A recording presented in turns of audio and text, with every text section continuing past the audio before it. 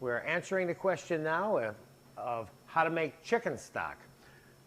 But beyond that, we're going to answer the question of how to make and what are the primary white meat stocks that one uses for soup and what we'll call white preparations, if you will, which tend to indicate when that term is used by me or in a recipe or an ingredient list, the term white in that sense means a preparation that doesn't have brown things in it. Like poached salmon would be a white dish, but grilled salmon would be a brown dish, so to speak, or sauteed salmon. That's a very good example right there. So white stock, and the most common white stock is chicken stock. So the first thing we're going to do is we're going to start the pot that we're going to make chicken stock in today with chicken bones, okay? I have about 5 pounds of chicken bones right here. And then I'm going to show you, this is what you do when you want to make chicken stock. But before I begin to make the chicken stock, I'm going to add veal bones to this.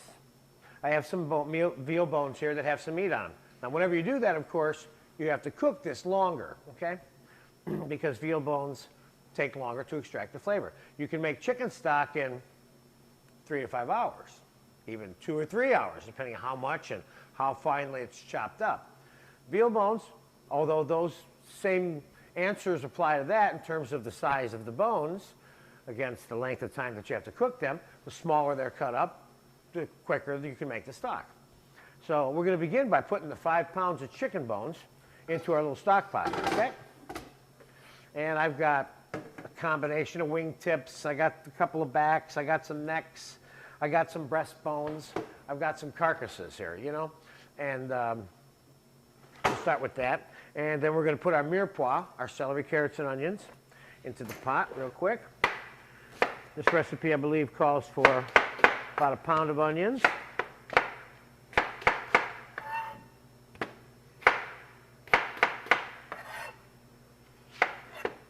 I think it looks like enough. We'll throw that in there. Now, sometimes, and some cooks, of course, would argue that, well, when you make your stock, first you put the water in, and you put it on the stove, and you bring it up to a simmer, and you remove some of the scum and insoluble particles that come to the surface.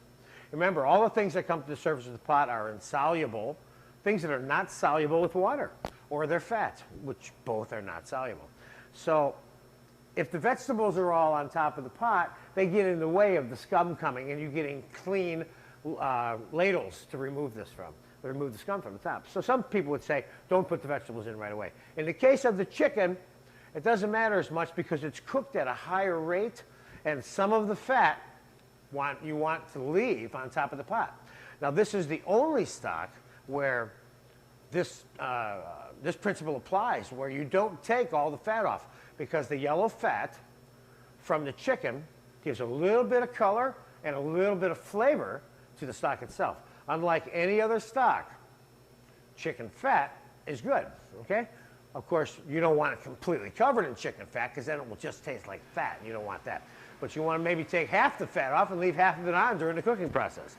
So anyway, let me get the rest of the vegetables in there. That's very important to understand about the chicken stock and the fat. And let's cut up the celery. Got a couple little brown spots out of there. We'll get rid of those.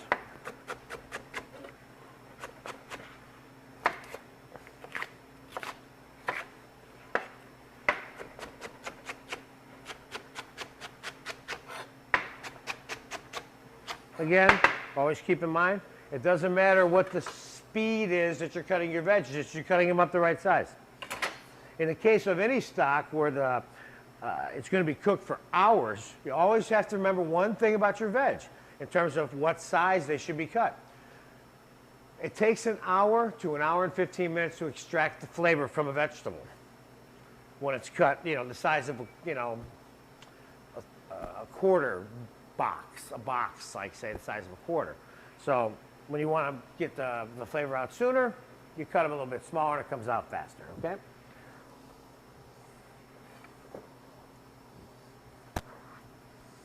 Okay, now I'm going to peel carrots for the last time in this entire course for you, because you need to understand that every time you use carrots in a mirepoix or a stew or anything. I can't think of a single thing in the entire repertoire of cooking where you don't peel the carrots. The reason why is because the peelings, if you really want to find out why, just peel some carrots, wash the peelings, and then eat them. You'll find out that they have an off, slightly bitter flavor, and that flavor ends up inside your stock.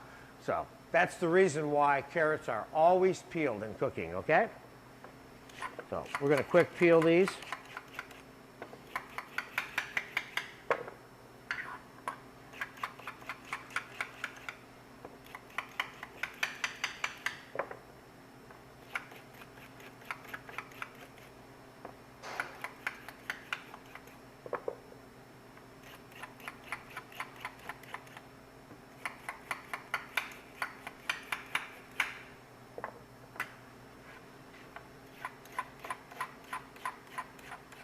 Now this recipe calls for a little bit of garlic.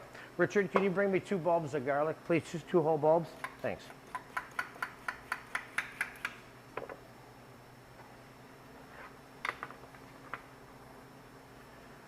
It's a good thing there's more than one of us around here, otherwise I'd never get any of the cooking done. I always forget something, you know, but that's okay. How do I say? You're never really alone when you're cooking anyway, because you're always cooking for somebody else. All right. Let's get the carrots in there. Let's take the backs off.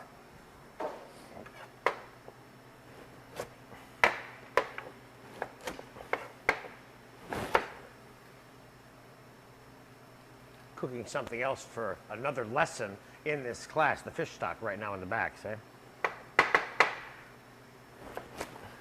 And it's starting to come to a simmer, so I'm gonna let's mix that around a little bit. Okay, all right. Forget I was involved in that. Let's just stay with me with the chicken stock here. Okay.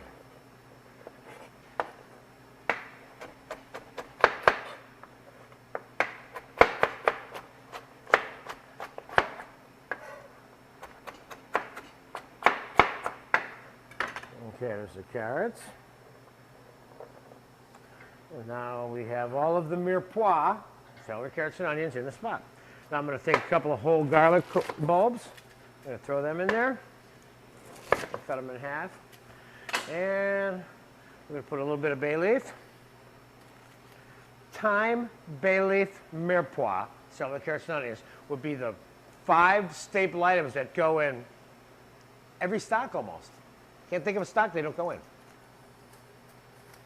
We'll put a few bay leaves in there. Put some of that dried leaf thyme. You can use fresh thyme with the branches of the thyme also if you want to. And all right, there you go. We have all the, Richard, give me a zoom in on this. Now we have all the ingredients here for the chicken stock ready to go. Now, what I'm going to do now is I'm going to take some of these veal. I have a combination here of a couple of knuckle and some shin bones that were cut up rather small, and they have some meat on them there, as you can see. We've got some nice meat there. And remember, and I repeat from other stock lessons that are within the same class, is that bones are always a replacement for meat. Meat always makes the best meat stocks. Bones are, of course, the standard replacement, and they turn out great stocks, don't misunderstand me. But meat, when it's available, you want to put it in a meat stock because it will make it meatier, you know. All right, so I'm going to take veal bones now. We're going to make, if I was just going to make chicken stock, I'd put this on the fire right now, cover it with the water, bring it to a simmer, and I would cook it for 4 hours, 5 hours, 6 hours, whatever I think, based on how fast I cook it and how small they were cut up. And these were cut up like this. This is, you know, this chicken stock will be ready in 4 or 5 hours. Now, if I leave it overnight, it'll probably be even better, but not that much better. But it will be mainly complete 5, 6 hours. I have a tendency to cook things overnight all the time just because I think I want to make sure I get everything that's available. All right, so if I was going to make just a chicken stock, I'd put this on the stove and call it a day. And I'd make white chicken stock. But it's just important for you to understand that part. But here we're really going to make today is the white veal and poultry stock, which is what we call. Now, if I had turkey bones a few of those, or some chicken and some turkey, or some quail bones, or pheasant bones, or any bird bones per se, we can mix them all together with the veal bones. Now, you want to make sure that whenever you do this, though, and you make a white veal and poultry stock, that you have meat on the bones. Otherwise, you got to cook the thing for a day and a half for starters. And the bones have to be cut up small so that you don't have to cook them so long, all right? So I'm going to take my 4 or 5 pounds of veal bones, and I'm going to throw them on there too. Now, I think you, either in a recipe or in any lecture that I would give about white stocks, I would probably always say that this is the best white stock that there is. Veal and poultry mixed together. Now, chicken stock by itself, that's really good. But when you start mixing veal meat into that stock, it makes it better. And they're both good. Certainly the final outcome of the soup or sauce, whatever it is you're making with it, is going to be determined by how well you apply your other skills to making it, how much it's reduced, how it's flavored, how you season it. So for me to say that you need to have veal in your white stock, and that's why it's going to be so much better, that would be incorrect directly, okay? Indirectly, it wouldn't be, though. I would say generally this is a little better because it's got white veal mixed into the chicken. But the straight chicken is just as good for any of these other uses that we would use this for. So now I'm going to put this on the stove. And there you see we got a combination of veal bones with meat and chicken. And we're going to cover it up with cold water, as we do every stock, which begins with cold water. And it's slowly brought to a simmer. That gives all of the insolubles, the fat and the scum, time to come back to the top. Now remember something. We're not boiling these stocks for the same reason over and over and over again when it comes to bones. Stocks with bones in them. We don't want the scum and fat to be recycled back into the stock. We want to take that out. And this is a cleansing process that never stops while we're making the stock.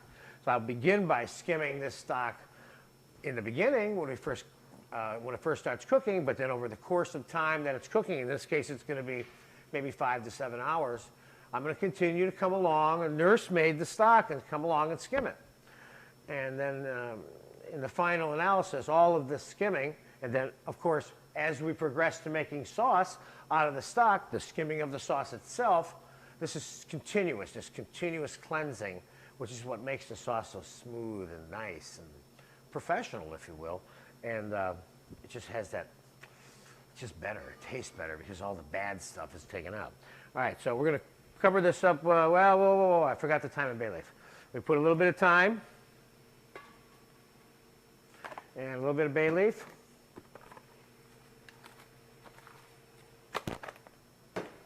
And we're going to hit it with the cold water.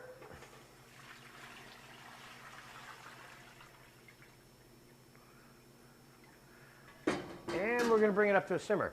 Now, one of the things you're going to see every time you make a white stock versus a brown stock is there's going to be more scum that comes to the surface of that stock. The reason why is the albumin that's in the bones, it's cooked away a little bit in the brown stock, so it kind of disappears into the pan with the marrow when you're roasting the bones. But in this particular case, it doesn't. It just releases itself into the water and comes up as scum. So you'll see twice as much scum on the top of a white stock than you will on top of a brown stock. So when you see that, that's why, okay? So we'll bring this up to a simmer. We'll come back during halfway through the cooking process in about 3 or 4 hours with this item, and we'll show you what it looks like, do a little bit of skimming. Meanwhile, the entire time that we are off the tape on this item, because this is going to be about a 2 or 3 take stock, I'm going to be nursemaiding this, topping it off with cold water, and skimming it, all right? So we'll be back in the next scene about this to take a closer look at it again and see how it looks when it's cooking in a little while. Okay, this is part 2 of white veal and poultry stock. I wanted to show you the amount of scum that comes to the top of this particular pot.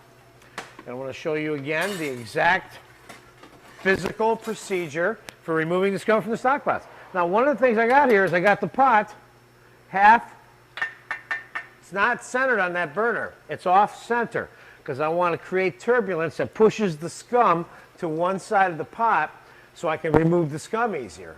Turbulence will force it to collect on one side, okay? But you'll notice there's a lot of this gray scum on here. Put it in my scum pot.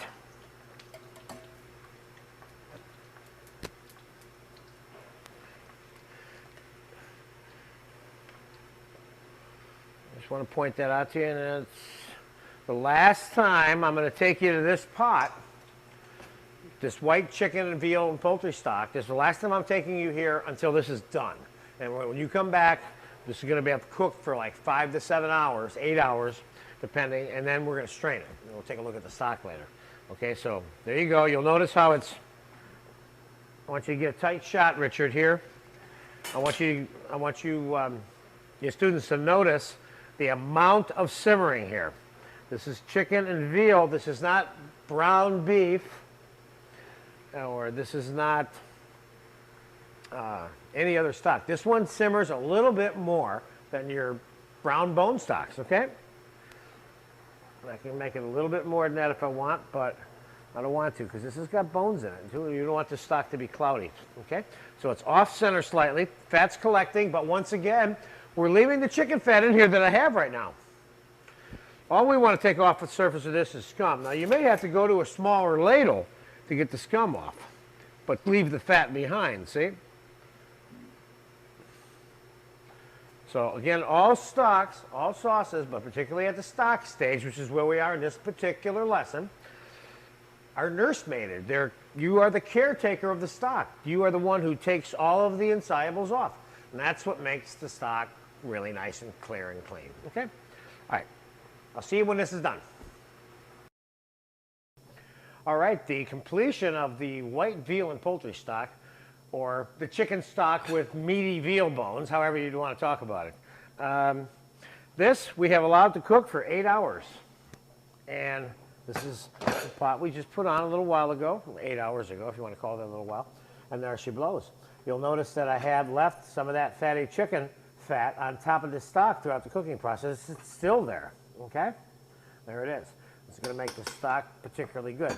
Now we're going to strain this stock, and we'll talk a little bit about a couple of its uses, and then I'm going to refer you to the fish stock and the fish velouté lesson in this class, because the velouté of chicken and white veal is made exactly like the velouté of fish.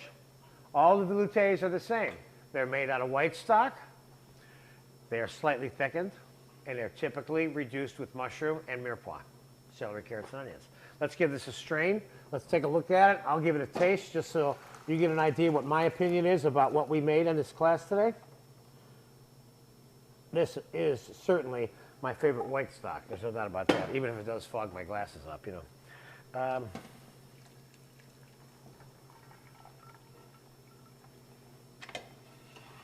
Okay. Let's just have a taste of it the way it is.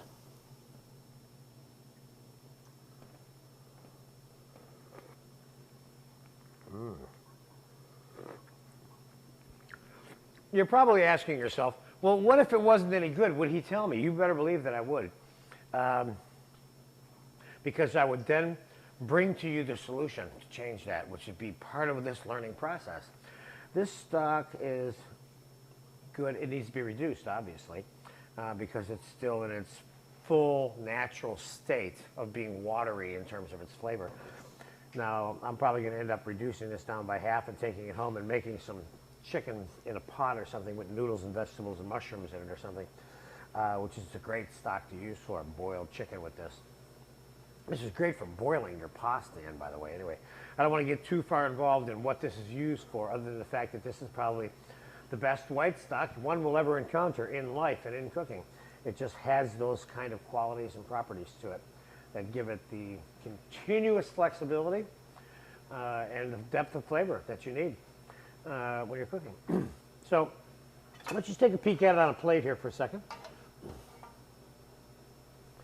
See, I got a little bit of fat on top of there. Now, if I take that fat off or swish it aside and then pull some out, let's take a look at that now.